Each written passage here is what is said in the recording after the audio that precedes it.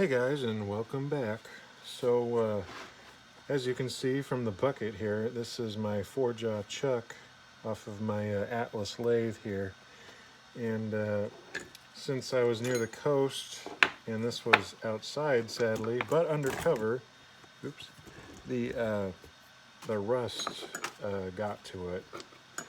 Although it looks like it's all surface rust. The jaws themselves aren't too bad.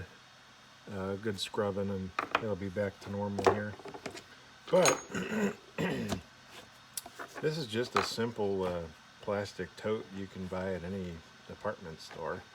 You don't need some fancy pants parts cleaner. I'm using simple or super clean and an old toothbrush, and that'll let me get into these threads here because it got pretty grimy. I already kind of hit the top of it with a wire brush, but I really want to get all the grime out of the threads because it is pretty hard to unscrew the jaws in this. And the reason I'm doing this is because I need this chuck in order to dial in my 3-jaw chuck, but I'll explain that in a better setting. Right now I'm just going to be scrubbing this and going about that route here. Lighting is still not the greatest here. There. All right.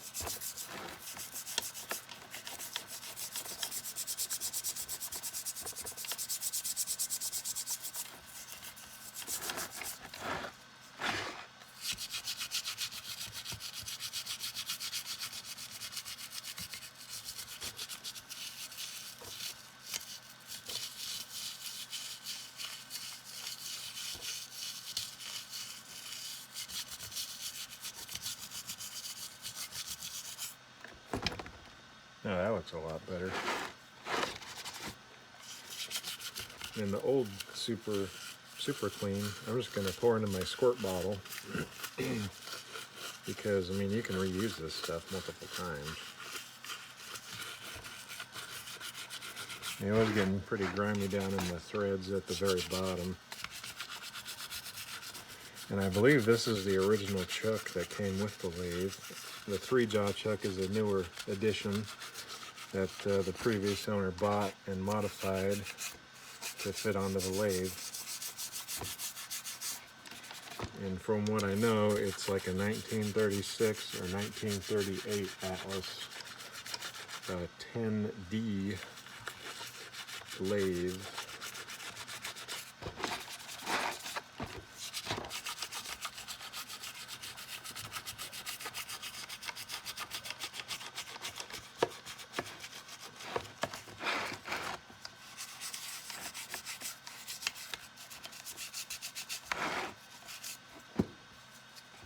It has a thread right here, which threads onto the main spindle. Gotta make sure that's clean.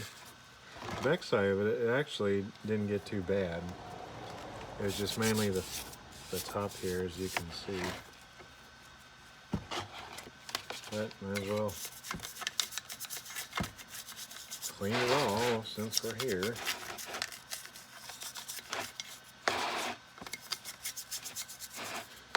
And pardon the noise if you can hear it. I'm having my drill's battery getting charged.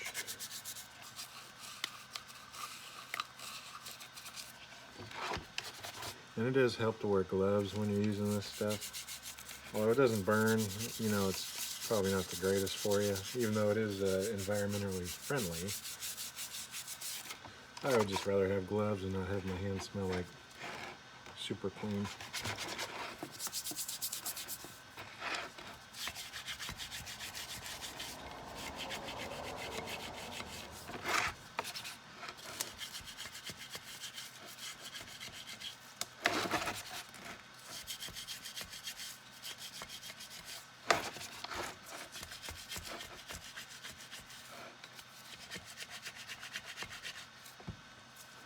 Yeah, that can sit there. These jaws could use a little bit here. And once you're done with this, you're going to need to or I'm going to have to put another coat of oil on these because this degreaser is going to take all the oil that's on these off of it and make it prone to rusting again. Excuse me. These are an interesting design. You got your thread here, and that fits into this jaw. And basically when you screw it and unscrew it, it just rides on that little lip there. And they didn't even bother taking the tit off of it there.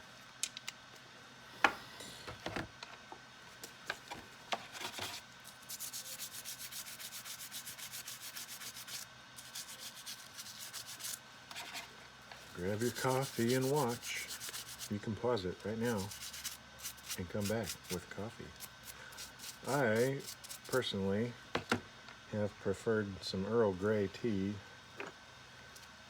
although coffee kind of makes the heartburn come and go, but tea does not. So if you're having a heartburn problem, you can try some tea anyway. Oops.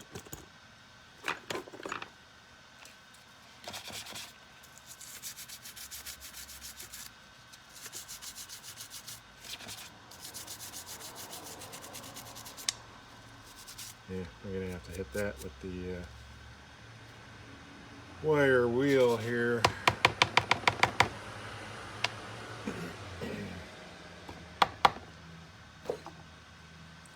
Alright, well, let me get that set up here. Alright, so I mounted my grinder and drill press on this little cart here, and the old scroll saw used to be on this cart, but I mounted the scroll saw to my bench so I could free up more bench space for these two, so you can wheel this cart around, although the wheels on it aren't all that great, so I'm gonna have to go to Harbor Freight and buy some new ones. But anyway, make sure you wear safety glasses or a face shield when operating.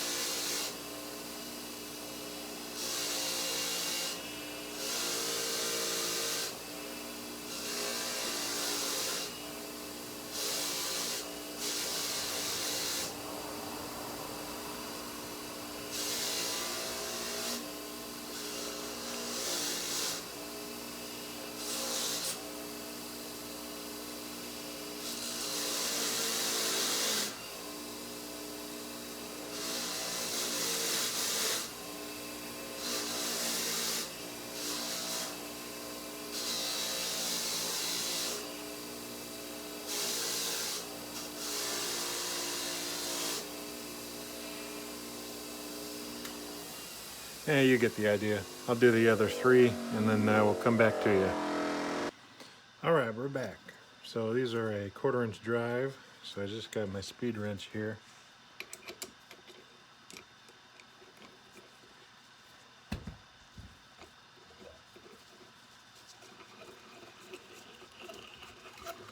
Now those are a lot smoother than coming out, that's for sure.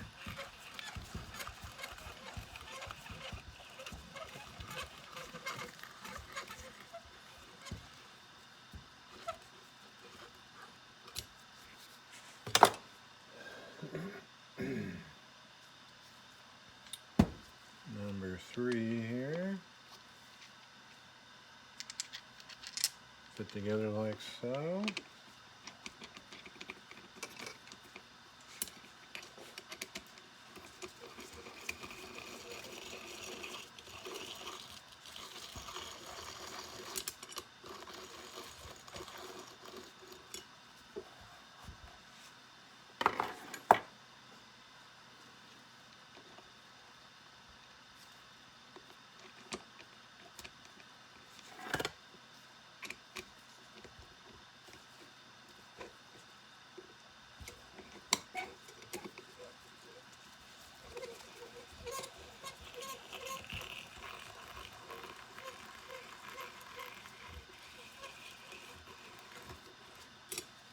They still sound a little grindy, but heck, it looks a lot nicer. So that was with a wire wheel on the bench grinder there, and then I gave her a coat of WD-40, and then I'll probably come and take some just 30 weight oil and just kind of go over it just to make sure it's not going to go anywhere. This is the chuck for it, but I haven't found the handle for it yet. So in the meantime, I'll probably just use a screwdriver or something and do it that way. Or just use my speed wrench here and do the same thing, do it faster. So let's go set it up on the lathe here and see how it looks. Alright, so this is just a 3/4 inch rod I have in there. So when I take it off, it'll help catch it and not damage my ways here. So let's install it on here.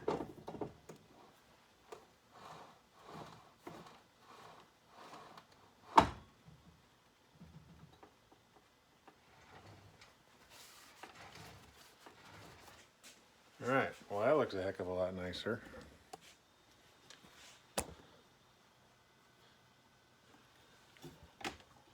Yeah. Anyway, I did mount my light here, so that's nice to have. And then here's the scroll saw mounted onto the bench, and then the motor's back behind it there. Similar to the old workshop that I had here. So in the meantime, what I was trying to explain earlier is that I have the 3/4 inch shaft in the chuck, and if I dial this in, I'll be able to clamp on to the shaft with my other chuck, and that way I can dial in this back plate. This back plate isn't in line, and it's about 15 thousandths off. So if you were to use this on the lathe, the run out would be 15 thousandths out, and I don't like that. So I'm going to dial in this 3/4 inch rod here and then install this and then go from there. Okay, so here's my debauchery here. So this is within a thou, and this is within a thou, but this back plate is not within a thou. It's about 14 or so thousandths out. So if I were to chuck up with this on the threads there, the threads are spinning true to this, but not to this. So I need to dial in these two faces within a little bit. I know 3 jaws aren't the most accurate, but I would like it to be at least better than 15 thousandths out of alignment here. I mean, I could just do the 4 jaw all the time, but it is nice to just slap it in, tighten it down, and go when you're doing this. But I'm not going to run it like this. This is just how it is. This is a ball bearing on either end, so although it's not wise to have this much weight swinging off of it when it's running, because I cannot get it to go to a fairly slow RPM. I still need to buy the reprint book on it and do all that kind of thing. But in the meantime, I'm going to try to fix that, loosen up these 3 bolts and kind of knock it around with a piece of brass until it's at least close, and then tighten it down. I mean, within 5 or so, I'd be happy with that. So let me get to that here. Okay, so loosening all 3, but then just slightly tightening one, and then knocking it around with a slug of brass here, and you got it just about a thou. So that is a amazing improvement. And the reason it was out, I think it was out to begin with, but I took this one apart and cleaned it, and when I took this back plate off, there's a lot of slop in these bolt holes, so that was a big factor. But in the meantime, within a thou is pretty nice. So I'm going to tighten these down, and I'm going to flip-flop them, and well, not really flip-flop them, but put the 3-jaw onto the lathe, and then put a dial indicator on it and see how it is. Because before it had about 15 thou run out whenever you put something inside of it, so that might be where the run out comes from. I got this dial indicator off of Amazon. It's an Amazon dial indicator. It's not bad for around the shop. The Noga stand is pretty nice. You got the little adjustment right here. It is kind of annoying when you're trying to dial something in because it is pretty sensitive. But, you know, for around the shop, it's not bad. So let me tighten these down and switch the jaws out, or switch the chucks out, and we'll see what we get here.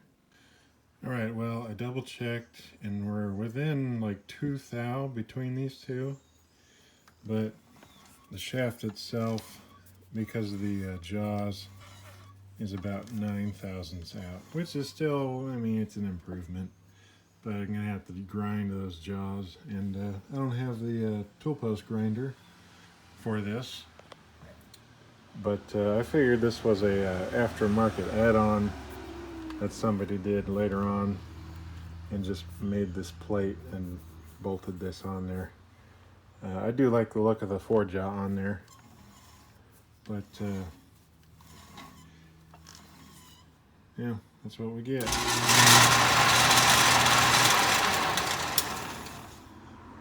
Feels good knowing that those two are, you know, within a few anyway.